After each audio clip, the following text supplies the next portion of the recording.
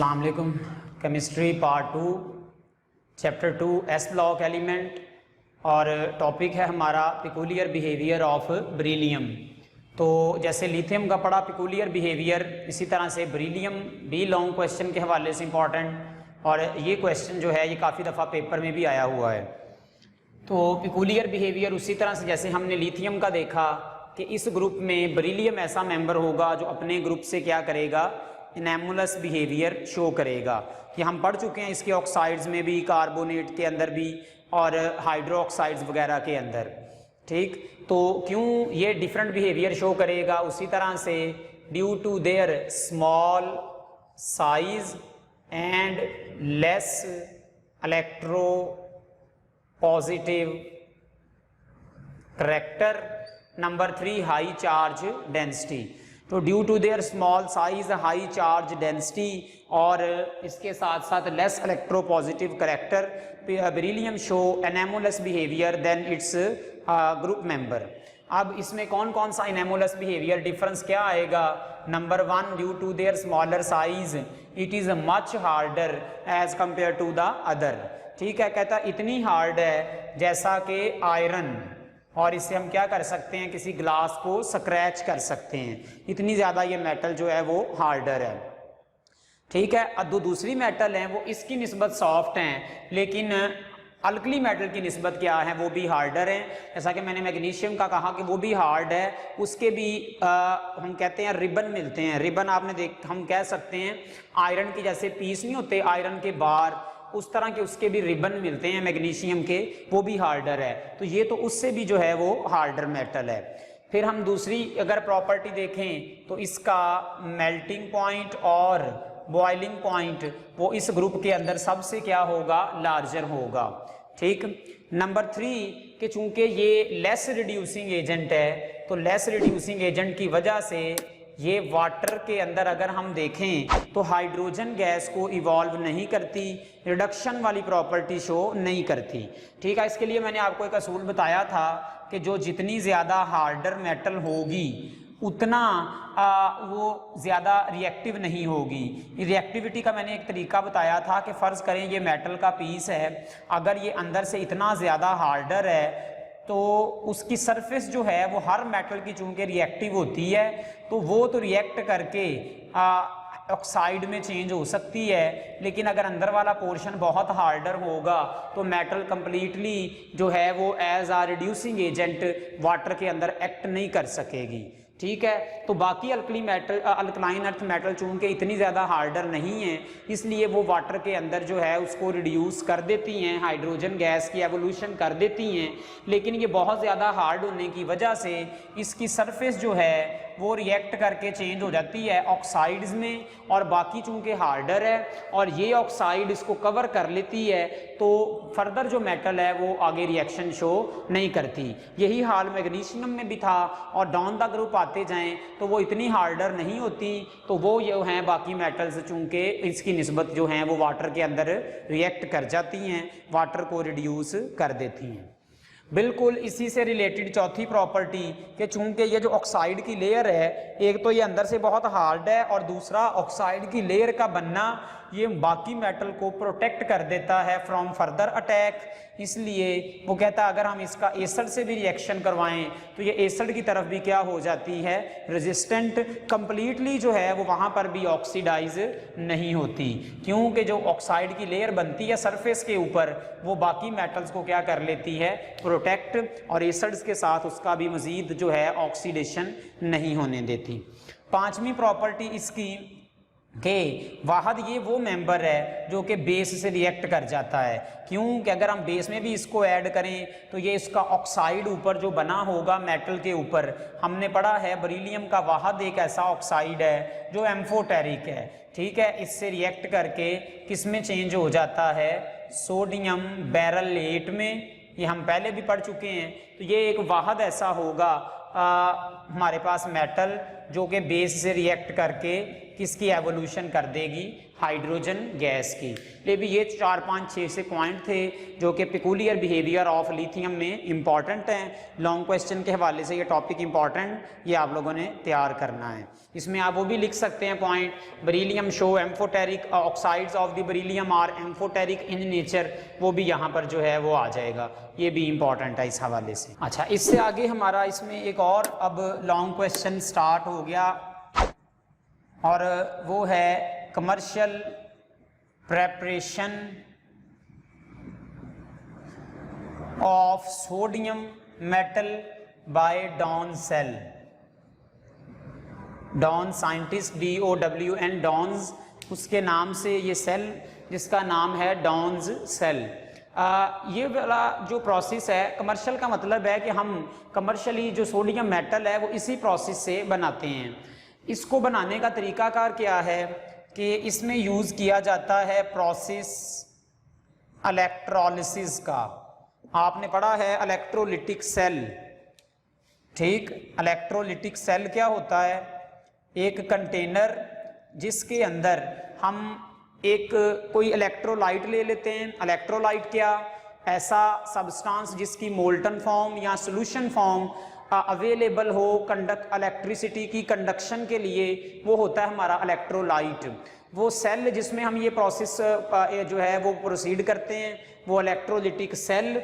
और उस सेल में for the passage of electricity 2 electrode use होते हैं मेटल के बने हुए, ठीक है, या ऐसा मटेरियल जिनमें से करंट गुजर सके। एक को बैटरी के पॉजिटिव से अटैच करते हैं और वो कहलाता है कैथोड एनोड, और एक को बैटरी के नेगेटिव से कनेक्ट कर देते हैं और वो क्या कहलाता है, कैथोड।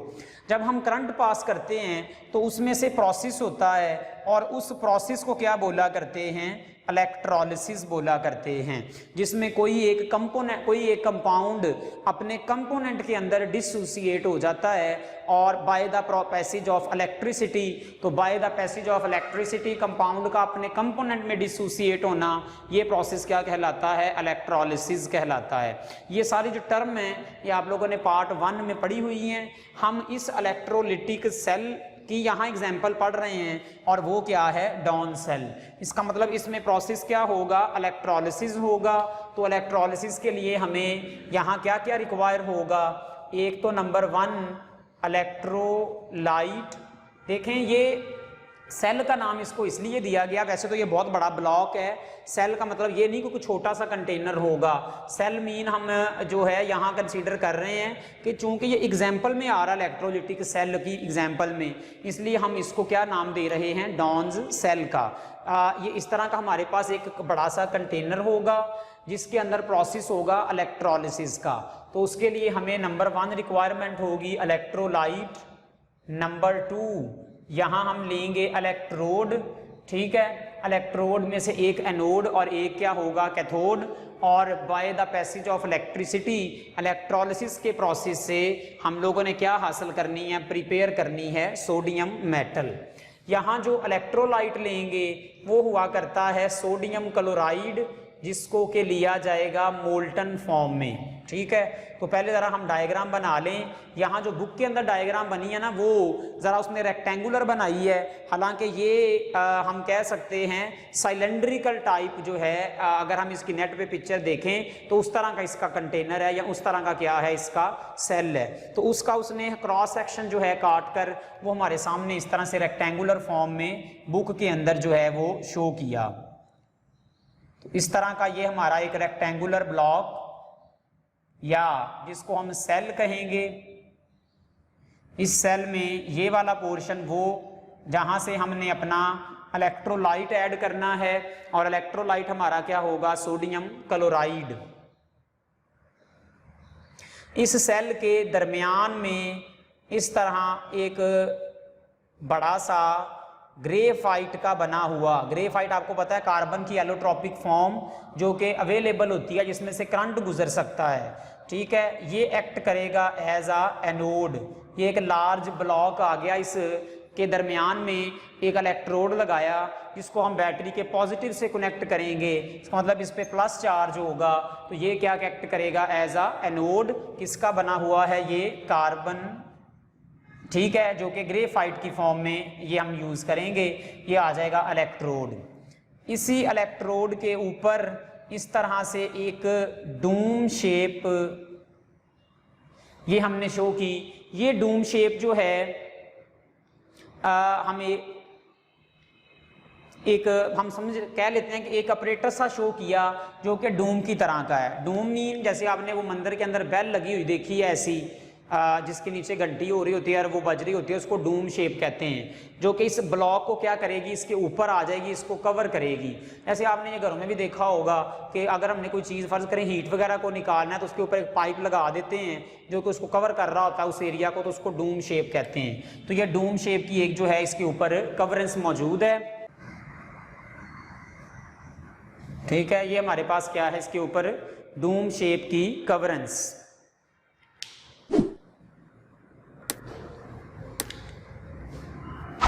अच्छा, ये इस साइड से इधर एक पाइप लगा लिया। ये है कलेक्शन पाइप, कलेक्टिंग पाइप, यानी कि जहाँ से सोडियम मेटल को क्या किया जाएगा, कलेक्ट किया जाएगा। ये हमारे पास इस तरह से एक साइड से क्या आ चुका, कलेक्शन पाइप। ये इधर से हम इसको कंटेनर के अंदर क्या करते चले जाएंगे, सोडियम मेटल जो है उसको कलेक्ट करते जाएंगे। ये यहाँ सोडियम मेटल जो है वो कलेक्ट होती चली जाएगी, ये सारी। अच्छा, इधर से चूंकि जैसे बुक में डायग्राम बनी मैं वो बना रहा हूँ, यहाँ एक सर्कुलर टाइप जो है कॉपर के, या कॉपर के साथ साथ हम कह सकते हैं आयरन के बने हुए बार्स होते हैं, सर्कुलर बार्स, जो कि एक्ट करते हैं एज आ कैथोड। मतलब इनको बैटरी के किससे लगाएंगे, नेगेटिव टर्मिनल से लगाएंगे। अब चूंकि ये क्रॉस सेक्शन सा दिखा रहे हैं इसलिए मैंने वो सर्कुलर नहीं बनाए। अगर आप इसको उसमें देखेंगे डायग्राम के अंदर तो ये आपको सर्कुलर नजर आएंगे। ये आगे जाकर एंड होते हैं, इनके ऊपर आगे जाकर यहाँ पर आयरन की स्क्रीन लगाई जाती है। ठीक है, जिसको उसने आयरन गॉज का नाम दिया। गॉज वैसे कहते हैं जाली को, ठीक है, यहाँ हम इसको स्क्रीन का नाम ले रहे हैं। स्क्रीन का भी हम मतलब समझेंगे कि क्यों यहाँ पर आयरन की बनी हुई गॉज या आयरन स्क्रीन यूज की गई।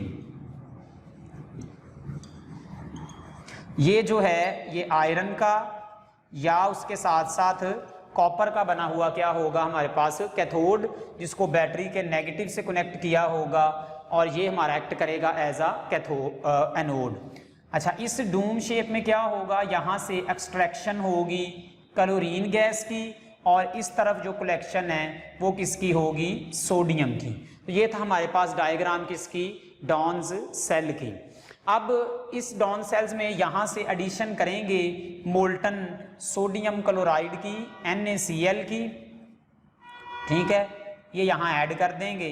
ये सारे का सारा क्या मौजूद है, NaCl मोल्टन फॉर्म में। ठीक है, अच्छा कहता है हमने यहाँ पर जो है NaCl वो प्योर नहीं लेना। ठीक है, क्यों कि अगर हम प्योर NaCl लेते हैं तो मोल्टन, जब हम इसको मोल्टन फॉर्म में लेंगे तभी हमने कौन सा प्रोसेस करना है आगे, इलेक्ट्रोलिसिस का। इसको हमने सोडियम मेटल को एक्सट्रैक्ट करना है फ्रॉम मोल्टन सोडियम क्लोराइड। लेकिन चूंकि जब हम इसको प्योर सोडियम क्लोराइड को लेते हैं तो कहता है इसका मेल्टिंग पॉइंट जो है वो कितना होता है, 801 डिग्री सेल्सियस। इतना ज़्यादा इसका क्या है, हाई मेल्टिंग पॉइंट है। तो मेल्टिंग पॉइंट कम करने के लिए इसको मोल्टन फॉर्म में लाने के लिए कहता है इसमें ऐड कर देते हैं कैल्शियम क्लोराइड। कैल्शियम क्लोराइड के ऐड करने से इसका मेल्टिंग पॉइंट जो है वो चला जाता है 600 डिग्री सेल्सियस पे। तो इसलिए इसको जो है प्योर सोडियम क्लोराइड को यूज़ नहीं करना। नंबर 2 वो इस वजह से भी कि अगर हम प्योर सोडियम क्लोराइड लेते हैं तो उसका मेल्टिंग पॉइंट 800 डिग्री सेल्सियस है। इस हाई टेम्परेचर पर क्या होगा कि जो हमने मेटल यहाँ हासिल करनी है वो लिक्विड फॉर्म में होगी, लेकिन हाई टेम्परेचर पर 800 पर जाकर इस मेटल की फॉग बन जाएगी। ठीक है, आप समझ ले वेपर्स की फॉर्म में आ जाएगी, जिससे इसको कलेक्ट करना जो है वो मुश्किल हो जाएगा। तो इसलिए मेटेलिक फॉग जो है वो नहीं बननी। वो कब नहीं बनेगी, जब इसका टेम्परेचर क्या होगा, 600 डिग्री सेल्सियस होगा।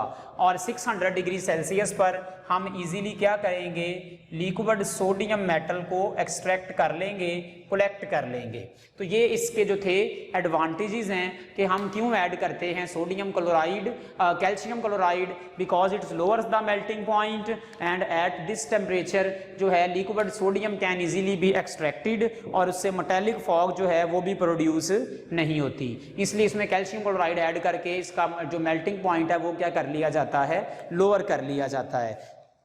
ठीक, ये आपने पढ़ा भी है कि अगर हम इम्प्योरिटी वगैरह ऐड कर दें तो उससे मेल्टिंग पॉइंट जो है वो डिक्रीज कर जाते हैं। ये पार्ट 1 के अंदर टॉपिक थे, जब आप वो प्रॉपर्टी पढ़ते थे लोअरिंग ऑफ वेपर प्रेशर वगैरह वाली, उधर ये चीज़ें पढ़ी होंगी।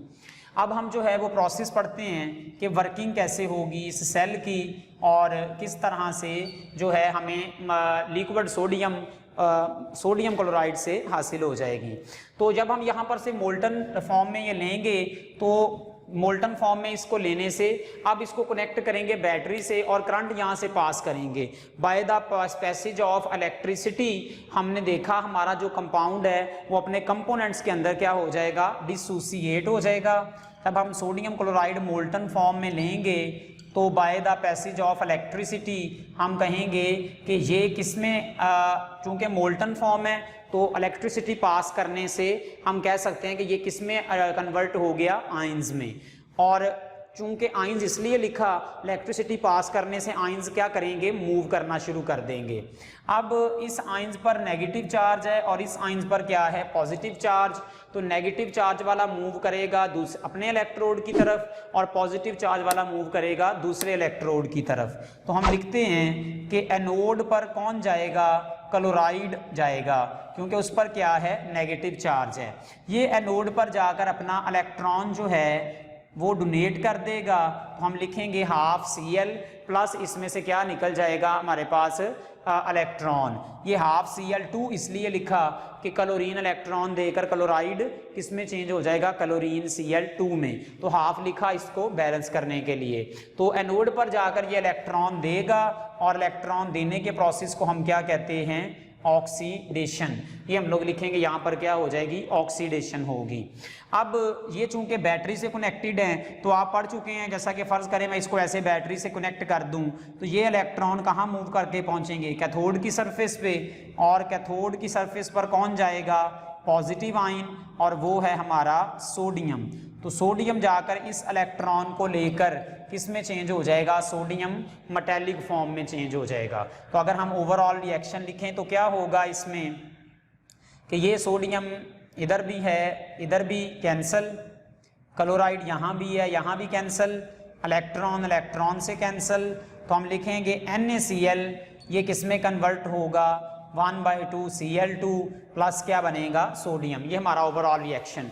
अब जो सोडियम मेटल बनेगी वो यहाँ बन रही है, इसको मैं यहाँ से रेड से शो कर देता हूँ, ये सोडियम मेटल है। अच्छा, ये जो हम ले रहे हैं मोल्टन मटेरियल, ये दोनों का मिक्सचर, इसकी डेंसिटी ज़्यादा है तो ये नीचे रहेगा। सोडियम मेटल जो होगी वो लाइटर होगी, उसकी डेंसिटी कम होगी, वो यहाँ से ऊपर ऐसे आती जाएगी और इधर से इसको क्या करते जाएंगे, एक्सट्रैक्ट करते जाएंगे। तो लोअर डेंसिटी होने की वजह से सोडियम मेटल क्या होती जाएगी, इजीली एक्सट्रैक्ट होती जाएगी।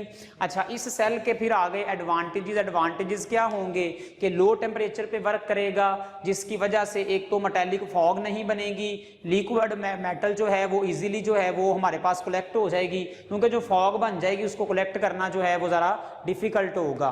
इसके साथ साथ इस टेम्परेचर के ऊपर ये जो सेल का मटेरियल है उसकी क्रूजन नहीं होती, ठीक है, एक तो उसकी क्रूजन नहीं होती। नंबर 4 एक कि हमें इस प्रोसेस से वो कहता है कि सोडियम मेटल 99.9% हासिल हो जाती है, ठीक है। इसका मतलब ये एफिशिएंट प्रोसेस है, मेटल की अमाउंट जो है वो भी हमें क्या होगी, ज़्यादा हासिल होगी। ये भी इसकी क्या आ जाएगी, एडवांटेजेस में आ जाएगा, manufacturing of the sodium metal by the Down's cell. फिर एक और इसका एडवांटेज कि इसके अंदर कोई भी बाई प्रोडक्ट नहीं बना हमारा, ठीक है। ये क्लोरीन हमें एक मिली है जो कि येलो कलर की गैस है, वो यहाँ से अलहदा सेपरेट होती चली जाएगी, तो बाई प्रोडक्ट जो है वो इसके अंदर कोई नहीं आएगा। इस क्लोरीन को यूज़ कर लेते हैं वाटर की डिसइंफेक्शन के लिए, और इस क्लोरीन के अलावा मज़ीद और कोई बाई प्रोडक्ट जो है वो हमारा नहीं बना। अच्छा, इस आयरन गॉज का ये मकसद था कि ये क्या करेगा, इस यहाँ से ये क्लोरीन बनेगी, ये क्लोरीन यहाँ से इसको सेपरेट करते चले जाएंगे।